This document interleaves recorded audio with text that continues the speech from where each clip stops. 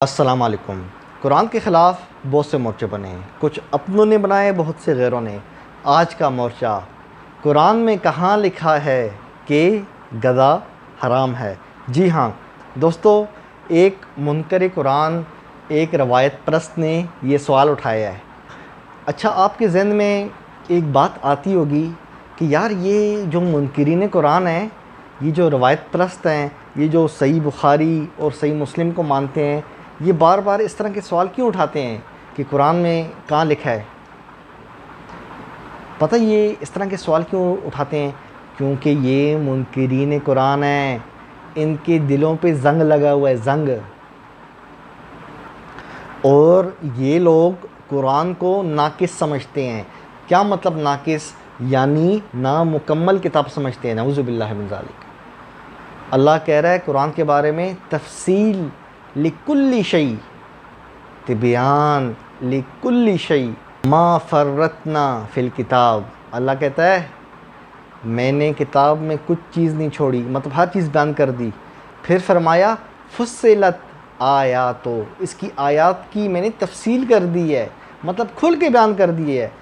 یہ لوگ کہتے ہیں نہیں اللہ، آپ نے کھل کے بیان نہیں کیا، گدھا کہاں حرام ہے، ہمیں قرآن سے دکھاؤ۔ اچھا، ایسے عقل کے اندھے ہیں یہ جو صحیح بخاری کو مانتے ہیں، یہ جو روایات کو مانتے ہیں، یہ جو منکرین قرآن روایت پرست ہیں، ایسے عقل کے اندھے ہیں کہ قرآن کے اندر تدبر نہیں کرتے۔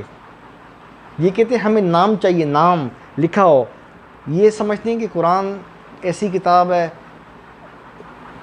ہزاروں جانور ہیں سمندر کے اندر اور باہر، یہ کہتے ہیں ایک ایک چیز کا نام لکھا ہو، پھر آگے لکھا ہو حلال یا حرام۔ یہی سوال میں نے ان سے پوچھا، اگر آپ کو نام چاہیے تو مجھے اپنی روایات سے ثابت کریں کہ ٹماٹر حلال ہے کہ حرام، نام سے ثابت کرو، نام سمیت۔ آج تک جواب نہیں آیا۔ میں نے یہی سوال پوچھا، بھینس کا دودھ حلال ہے یا حرام، روایات سے ثابت کرو، آج تک جواب نہیں آیا اور کبھی بھی نہیں آئے گا انشاءاللہ۔ دوستو، وقت ضائع کیے بغیر ہم قرآن کی آیت کی طرف چلیں گے۔ اللہ پاک نے ہمیں تدبر کرنے کا، سوچنے کا کہا ہے قرآن کے اندر، کہ ہم اس کے بارے میں تدبر کریں، سوچیں بیٹھ کے۔ یہ نہیں کہ خالی مطالعہ کیا اور بس نکل لیے، نہیں۔ اب میں آپ کی خدمت میں ایک دلیل پیش کروں گا، اور یہ دلیل تا قیامت تک منکرین قرآن روایت پرستوں کو ہضم نہیں ہوگی۔ قرآن سے میں ثابت کرنے جا رہا ہوں کہ گدھا حرام ہے، گھوڑا حرام ہے، خچر حرام ہے۔ دوستو، آپ کی اسکرین پہ آیت چل رہی ہے۔ اس آیت کے اندر اللہ پاک جو کھانے پینے والے جو جانور ہیں نا، ان کا ذکر کر رہا ہے۔ وَالْأَنْعَامَ خَلَقَهَا لَكُمْ فِيهَا دِفْءٌ وَمَنَافِعُ وَمِنْهَا تَأْكُلُونَ، اور اس میں سے کھاتے ہو۔ انعام جو ہیں، جو مویشی ہیں، ان کو اللہ نے کون سی کیٹیگری میں ڈالا ہے؟ کھانے پینے والی کیٹیگری میں ڈالا ہے۔ ڈن ہو گیا؟ اتنی سمجھ آ گئی؟ اب منکر قرآن روایت پرست کو میں جواب دینے جا رہا ہوں اگلی آیات سے۔ وَالْخَيْلَ وَالْبِغَالَ وَالْحَمِيرَ لِتَرْكَبُوهَا، اللہ پاک نے گھوڑا، خچر، گدھا، ان کا ذکر کون سی کیٹیگری میں کیا؟ لِتَرْكَبُوهَا، تاکہ ان کے اوپر بیٹھو۔ اللہ نے ان کو سواری والے جانوروں میں گنا، کھانے والوں میں نہیں گنا۔ یہ دلیل ہے۔ الحمدللہ، یا اللہ تیری کتاب ناقص نہیں ہے، تیری کتاب مکمل ہے۔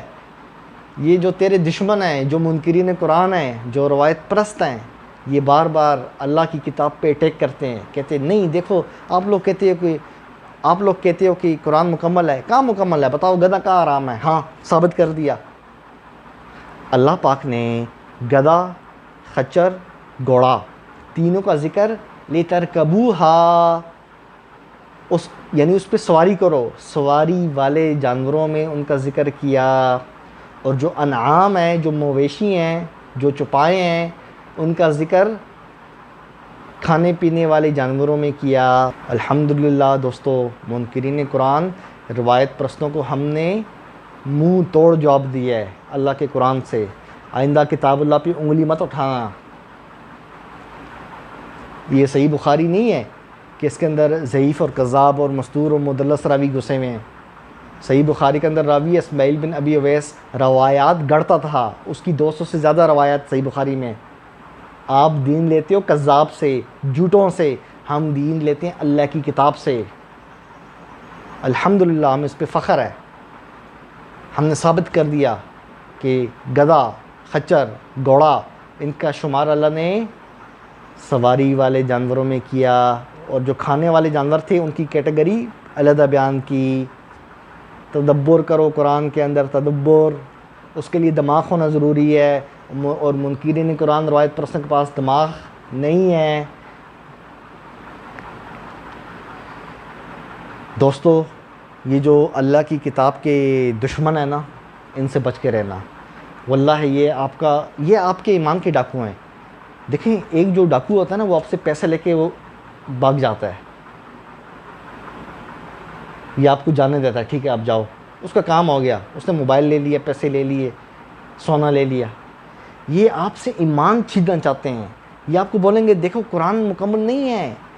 آپ اگر ان کو بولو گے نا یار قرآن کس طرح مکمل نہیں ہے، اللہ نے تو کہا ہے فصلت آیاتو، میں نے اس کی آیات تفصیل سے بیان کی ہیں، تبیان لکل شیء، کل چیز کا بیان کر دیا ہے، ہر چیز کا بیان کر دیا ہے۔ اب یہ لوگ یہ تو نہیں کہہ سکتے، منہ پہ تو نہیں کہہ سکتے نا کہ مکمل نہیں ہے، یہ لوگ گھما پھرا کے کہیں گے اچھا مکمل ہے تو بتاؤ گدھا حرام ہے کہ نہیں۔ یہ ان کا طریقہ واردات ہے، ان کی دلوں پہ زنگ ہے، زنگ، ان کا کوئی علاج نہیں ہے۔ ہوتے نا بعض لوگ جنہیں حکیم یا ڈاکٹر کہتا ہے کہ یہ لا علاج ہے نا، یہ حساب ان کا ہے، یہ بھی لا علاج ہیں، اللہ کی کتاب پہ کوئی اٹیک کرنے کا یہ موقع جانے نہیں دیتے۔ دوستو ان سے بچیں اور اپنے ایمان کی حفاظت کریں، اور اللہ سے ثابت قدمی مانگیں، اور اللہ کی کتاب کو پکڑ کے رکھیں، یوں قرآن کو، لا ریب فیہ، اس میں کوئی شک نہیں ہے، جس چیز میں شک نہ ہو پکڑ لو اس کو، کبھی بھی گمراہ نہیں ہوگے۔ میں نہیں کہہ رہا، میرا اللہ کہہ رہا ہے، حبل اللہ، حبل اللہ کیا ہے؟ اللہ کا قرآن، ٹھیک ہے دوستو، قرآن نہیں چھوڑنا آپ نے۔ اور اس طرح کے جو شیاطین ہیں نا جو سوال اٹھاتے ہیں، ان سے بچ کے رہیں۔ انشاءاللہ آپ کا بھائی ابو جعفر تنولی زندہ ہے، صحیح سلامت ہے، جب تک زندگی ہے، ہاں انشاءاللہ اللہ کی کتاب کے دشمنوں کو منہ توڑ جواب دیتا رہوں گا۔ دعاؤں میں یاد رکھیں، ٹھیک ہے، پھر ملتے ہیں انشاءاللہ۔ قرآن زندہ باد۔